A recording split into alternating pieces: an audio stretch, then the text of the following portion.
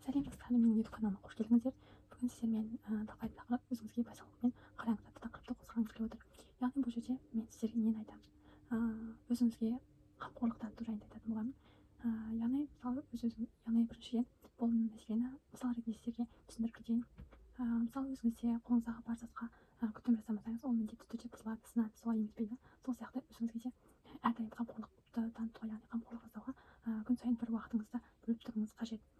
Өз-өзіңізді қалай барсыз, солай қабылдауыңыз қажет. Яғни күнделікті өзіңізге аффирмация айтуды үйреніңіз. Аффирмация дегеніміз бұл жерде өз-өзіңізді бағалау, өз-өзіңіздің самооценкаңызды көтеру болып табылады. Яғни өзіңізге қандай жақсы аффирмацияларды айтасыз, қалыптастырасыз, сіз солай қалыптасатын боласыз болашақта.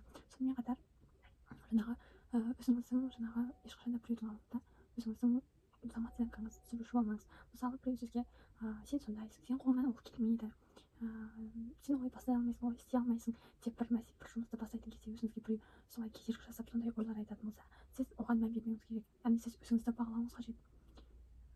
Соны айтқым келіп отыр бүгінгі тақырыпта. Ал сіздермен келесі видеода аффирмация жайлы айтатын боламын.